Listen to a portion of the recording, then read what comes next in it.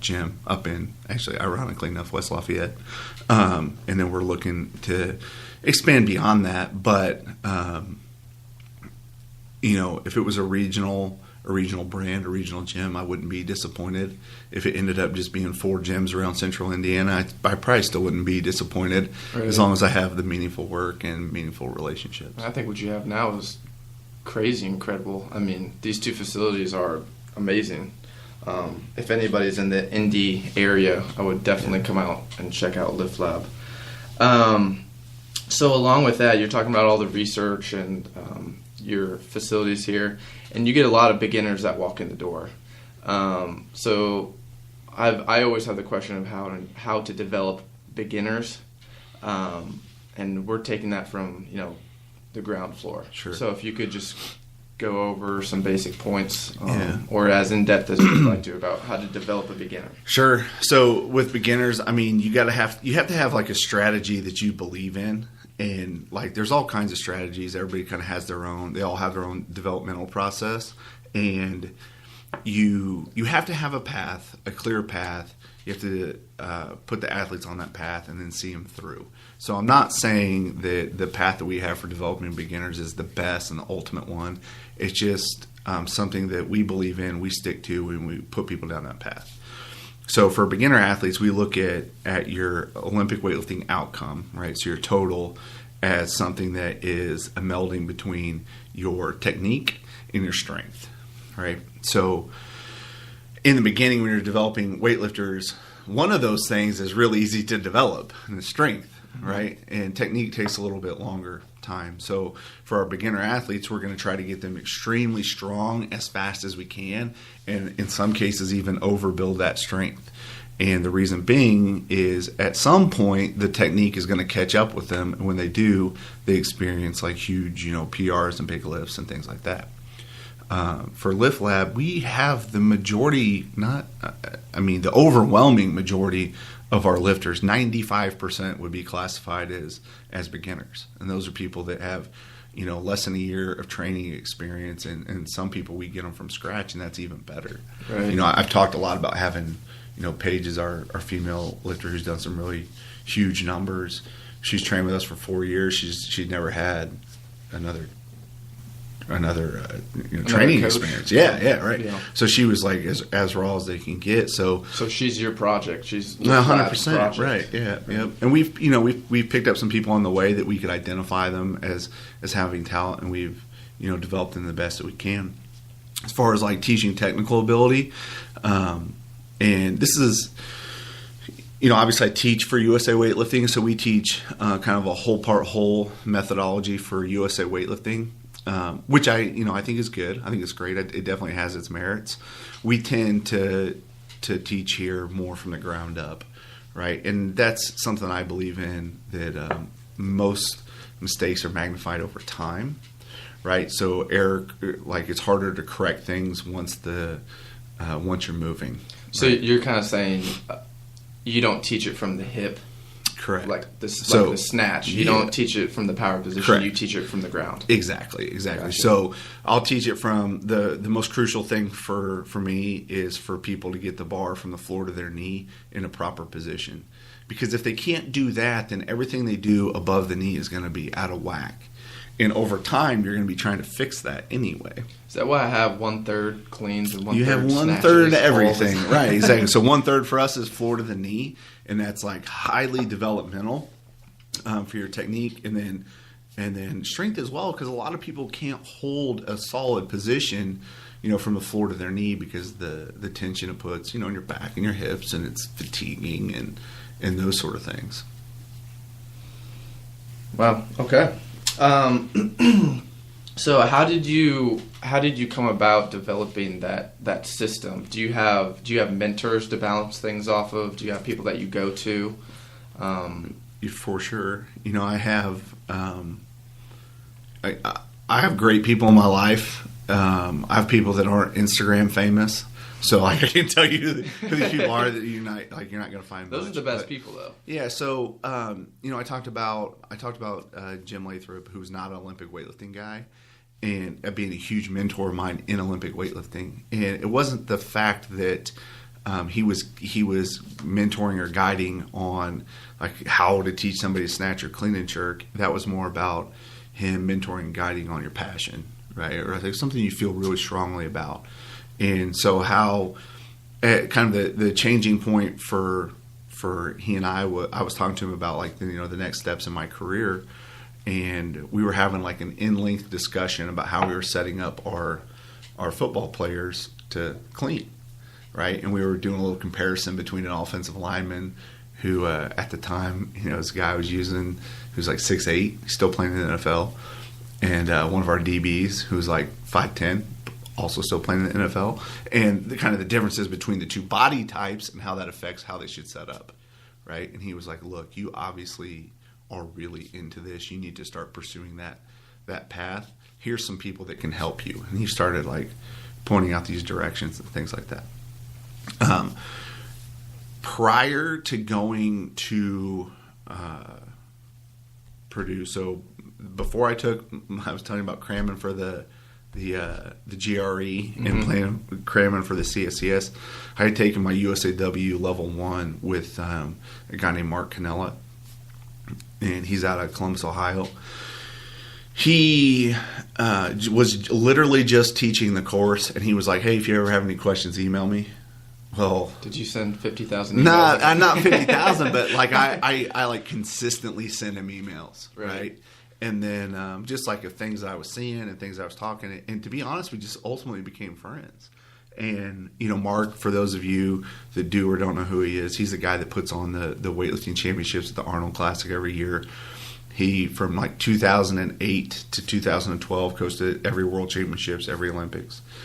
He's actually at the World Championships right now working for ESPN. But he is immensely knowledgeable in weightlifting, and he's also extremely giving with his time, right? So he would answer all kinds of questions, still does answer all kinds of questions, still mentors to this day.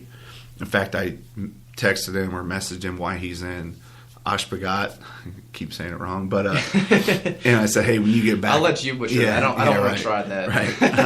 Turkmenistan, yeah, right? Right. Yes, exactly. At Worlds. So I said, hey, when you get back from Worlds, I need you at the gym for a training camp with a handful of these lifters to like work on some problems that I'm not fixing. Mm-hmm. And the great thing about having him as a mentor is there's no judgment. Right, so like sometimes I hit him with problems, and he's like, "I probably tried to fix it the same way," and that's confirmation. And sometimes it's like, "Yeah, you're being an idiot. You should do whatever." But it's like very good mentorship where we can bounce ideas off of each other. And I think he would probably admit that I've grown to a level that I can maybe once in a while. Add something to what he's doing. Right. But it is still pretty much, when I have questions about weightlifting, he's the first person I call, which is... That's a big name to call. Yeah, which has been good. I also got to say, Chad and Max at Juggernaut, both of those guys will help me out anytime I ask them, anytime I call them. And they'll talk about weightlifting. Now you said not Instagram famous. They are Instagram famous. Yeah. So, but they're not like they're not Instagram famous to me. Like I actually met Chad before Instagram was a thing. I met Chad right as I was transitioning out of Purdue, and he was still on his first versions of Juggernaut. Was this pre-judo? Jiu-jitsu. Oh yeah, sorry. Way before jiu-jitsu. Yeah, way before, and yeah. So, but those guys, I don't like rely on them a ton for technical stuff. Although I went out there a couple summers ago to work on some jerk stuff with Max, and he had some really good things that helped out a lot. So I don't email them. I email them to talk shit to them, but I don't email them a lot like I do Mark, which is asking tons of questions about weight distribution in the big toe, right? And some nuances of that. But we have plenty of good talks and conversations about training. I think as coaches, we all need that. Right. Yeah. Those are some some four big names to have in your corner. Sure. You said Jim, right? Yep. Mark, Max, and Chad. Yeah. Those are some big names. You can't be afraid to ask. most people are really generous and really kind with their time and knowledge, like more so than the average person would think. Right. I think people think the strength world is bigger than it really is. Yeah. And outside of the strength world, nobody cares who you are. Mm-hmm. So, like, if you're in the strength world and, you shoot... Like, I've shot people messages, and they'll reply within minutes. I'm like, whoa. This guy's replying to me. Yeah, right. But, I mean, nobody really knows them outside of our little community. Right. So, that's pretty cool. So, we talked about how to develop beginners. I'm curious how you program for a large amount of athletes, and how many athletes you have. I don't really know. Yeah. So, we're actually going to... shift this is a timely question. We're going to shift a little bit how we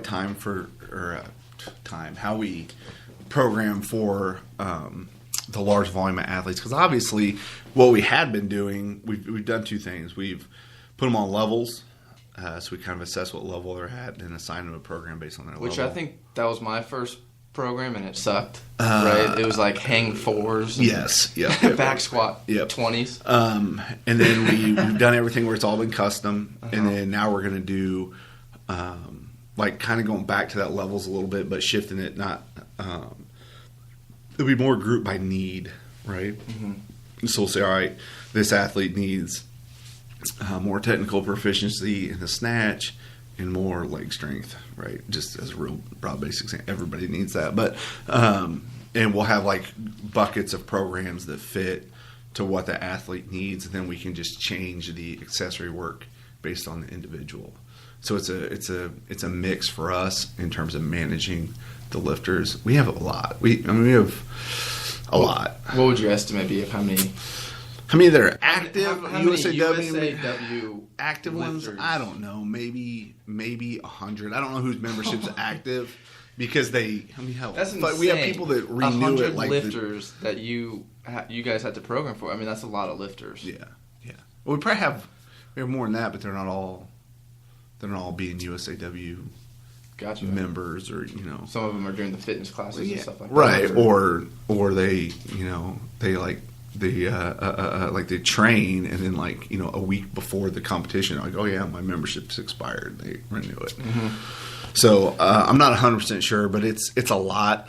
I know that Downtown Dan had 80 something programs to write last week, which is way too many. And that's not all, but they were. That's insane. Yeah. And you have the goal of taking how many lifters at Arnold? So our goal's 50. 50. And I want to make So last year, I remember you guys had a squad. And it was like, what, 20? No, we 30? had 35, I think, last year. And then, which is a lot. And Dan made this, other Dan, Downtown Dan, had a goal of 50. And I reminded him what a nightmare 35 were. But we have more coaches this year, which should help. We've brought on more coaches. We're developing more coaches and getting them comfortable at understanding the flow of the meet, calling attempts, predicting what's going to happen and things like that. Mm-hmm. So, and in line with what you just said, you have lots of coaches for lots of athletes. Large team. Yeah. You're going to have a large coaching staff. And here at Lift Lab, you have an overarching, philosophy and strength, and you have an overarching direction that you want to take all these lifters. How do you develop coaches to kind of, I don't want to say fit Lift Lab's mold, because that sounds kind of harsh. Mm-hmm, mm-hmm. But really, that's what I mean. Well, it's pretty easy. How do you get people on board with what you want? Because ultimately, this is Lift Lab. This isn't. All right. So I'll answer this question with the same analogy that I give them. So last week we had, with that affiliate program launch that's happening, we're going to have coaches, obviously, that we don't see every day. So that presents a challenge in terms of, wanting consistency of coaching. But basically, I look at weightlifting is skill acquisition, and skill acquisition is universal. It doesn't matter the skill. But I always use the analogy of being a musician. Okay, and I always use the example of Jimi Hendrix. Right, so just probably one of the world's best guitarists ever. Right. Well, he had to start by learning how to play notes, and then he had to take those notes and he had to put them together to make chords. And he took the chords and he learned how to play a rhythm, right? And then he took the rhythm and he learned how to add in a solo.